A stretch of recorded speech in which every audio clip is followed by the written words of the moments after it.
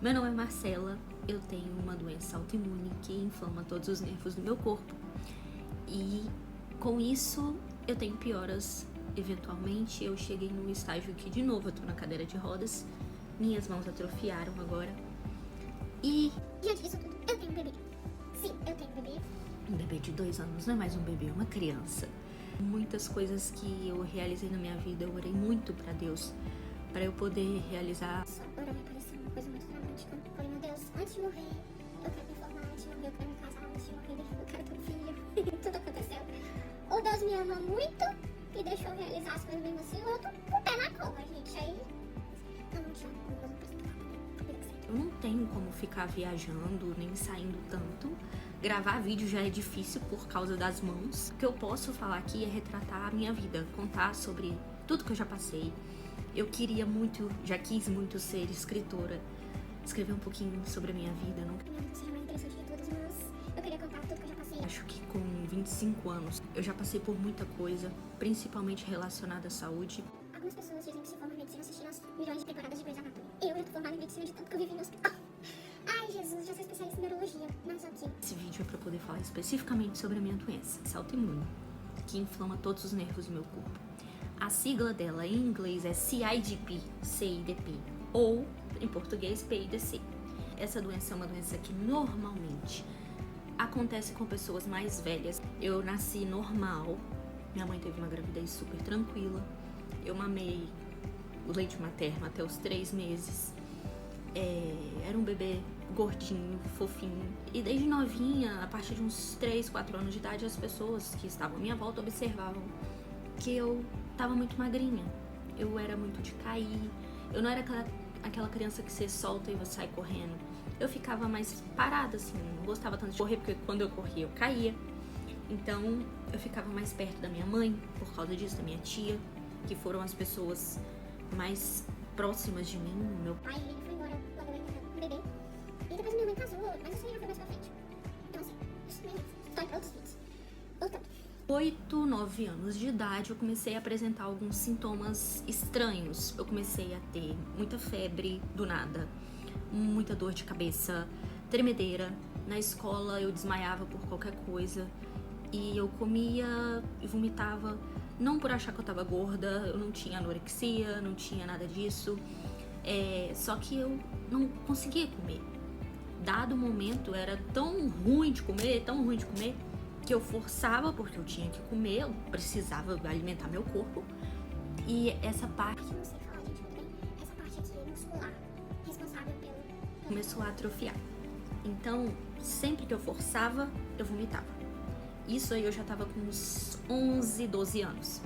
Como eu disse, com 8 anos eu comecei a apresentar aqueles sintomas lá de tremedeira, febre, dor de cabeça. Eu comecei também a investigação com o neurologista, que na época fez alguns exames, começou a suspeitar de esclerose múltipla, descartou a doença devido a algumas faltas, né, de requisitos da doença. Aí a pediatra da época pegou e falou com minha mãe, vamos internar a Marcela, a gente precisa fazer uma investigação com essa menina, porque não tá normal. Com 13 anos, isso lá em 2013, início de 2013, eu fui internada, isso eu tava em Belo Horizonte, porque minha mãe morava em Belo Horizonte. Fui internada pra fazer essa tal investigação. Fiquei 14 dias no hospital, fiquei muito fraca. E pelo fato de ficar muito parada, eu parei de andar. Esse mesmo ano, eu dei entrada no Hospital Sara Kubitschek, também em Belo Horizonte, pra começar investigações mais profundas. Fizeram exames testes genéticos, exames complexos, aqui tá difícil falar. E não encontravam nada. Sempre os exames, incrível, apontavam que estava tudo normal, não tinha vitamina, faltando nada. A única coisa que eu sempre tive foi déficit de vitamina D, porque eu sempre fui ruim de tomar sol. Os médicos olhavam pra minha mãe e falavam, a gente fala que são exames de uma pessoa completamente normal, se a gente não visse a Marcela aqui na nossa frente, a gente não diria que são os exames dela. E com isso, eu fui pra cadeira de rodas, as minhas pernas ficaram muito finas, porque eu não tinha movimento, os meus pés eu perdi o movimento. Desde então, eu não recuperei nunca mais. Eu não consigo abaixar e levantar, mexer os meus dedos. E a sensibilidade dos meus pés é muito reduzida dos meus dedos, então... Tipo assim, a sensibilidade do meu pé inteiro, começando no calcanhar pra metade do pé, é 80%. Da metade do pé até a ponta pros dedos é 30%. E dos dedinhos mesmo é 10%. É muito baixo. Mas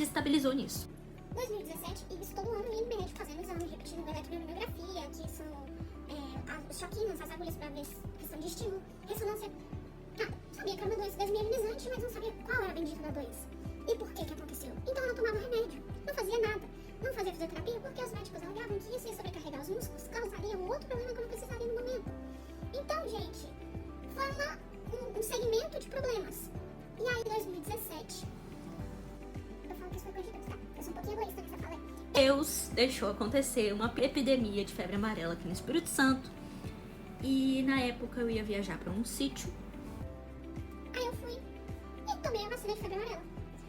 Só que, porque eu só não pode tomar determinadas vacinas, né? Com vírus vivo. Então eu tomei a bendita da vacina. E piorei muito rápido. Muito, muito rápido. Inclusive foi o ano que eu entrei na faculdade. Foi um ano bem intenso. O ano que eu fiz 18 anos. E aí, isso foi em abril, março de 2017, se não me engano, sei lá, por aí.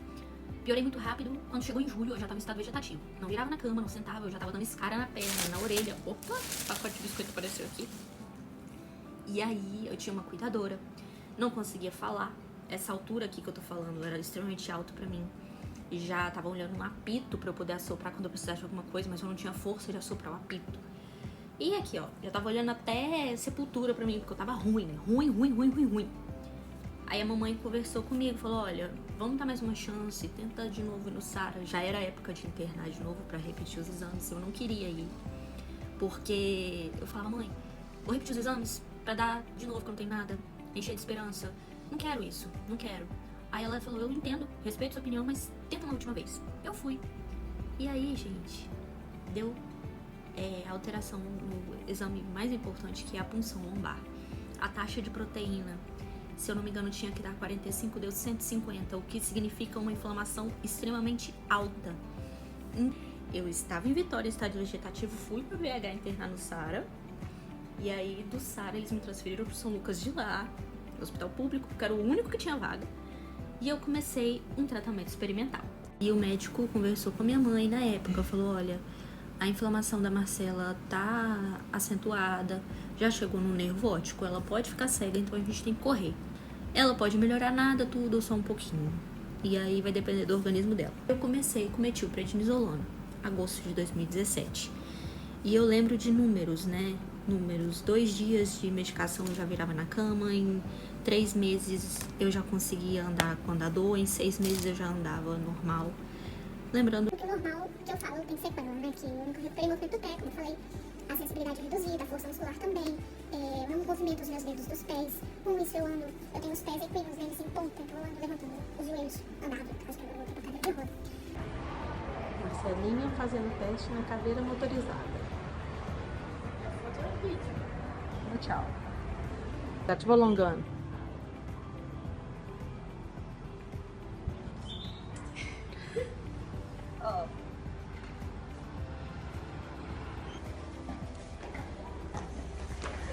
Peraí, Gabi.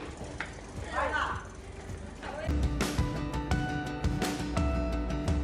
Eu sei que às vezes dá vontade de parar, mas se você desistir, quem vai lutar por você?